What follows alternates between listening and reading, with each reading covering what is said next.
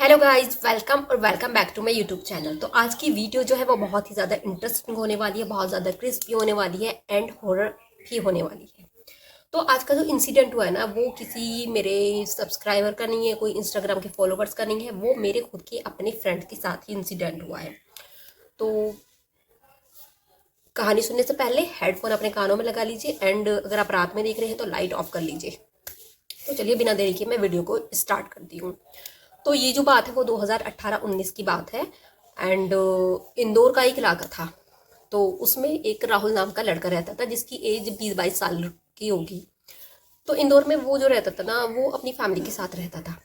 तो उसका घर बहुत ज़्यादा पुराना था, लेकिन वो घर बाहर से देखने में नॉर्मल ही लगता था, ऐसा नहीं लगता था कि बहुत ज़्यादा पुराना है।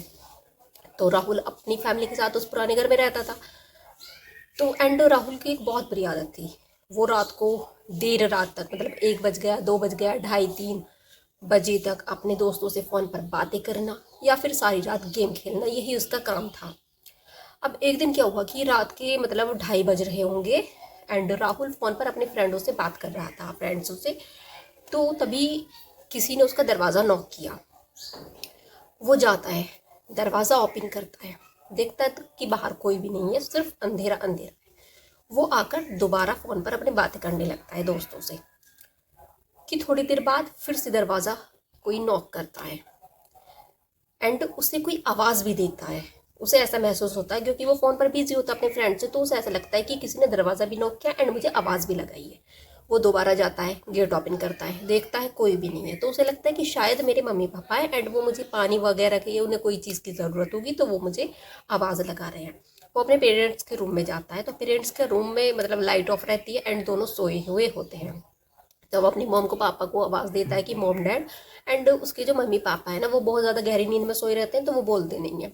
तो उसे लगता है कि शायद मुझे धोखा हुआ हो, मतलब मैं फ़ोन पे बात कर रहा हूँ एंड किसी ने आवाज़ नहीं लगाई हो, तो ऐसी बात हो। लेकिन तभी जैसे वो अपने कमरे की तरफ जाने वाला होता है तो उसे बहुत तेज़ी से कुत्तों के भौंकने की आवाज़ भी आती है।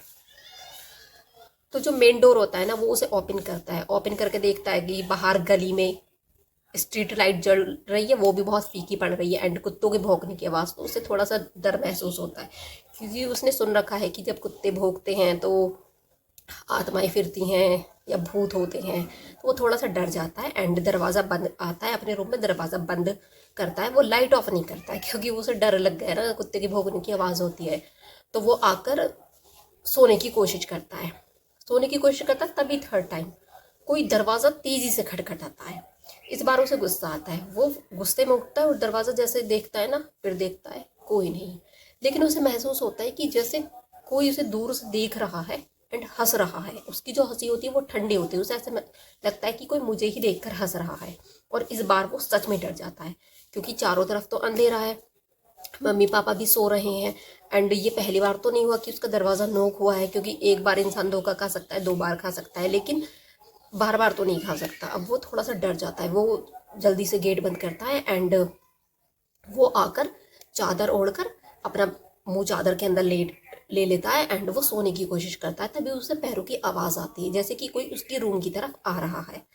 वो बहुत बुरी तरीके से डर जाता है। वो फ़ोन निकालता है, अपने फ़ोन को, अपने दोस्तों को वो दोबारा फ़ोन मिलाने की कोशिश करता है, लेकिन जब क्या देखता है कि नेटवर्क इशू, फ़ोन ही नहीं मिल रहा है एंड उसके कमरे की जो लाइट होती है ना, वो भी ब्लिंक करनी स्टार्ट हो जाती है। वो और डर जाता है, क्योंकि ये सीन तो उसने टीवियों में देखा है ना, मूवीज़ वगैरह में, कि भूत आते हैं तो ऐसा होता है वैसे होता है।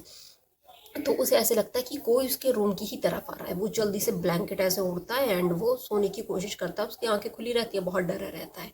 फिर उसे क्या महसूस होता है कि जैसे कोई बिल्कुल उसके मतलब सर के पास बिल्कुल खड़ा है, क्यों कोई खड़ा है, और वो उसकी जैसे सांस लेते हैं ना, उसकी आवाज़ को वो बहुत क्लियरली सुन पाता है।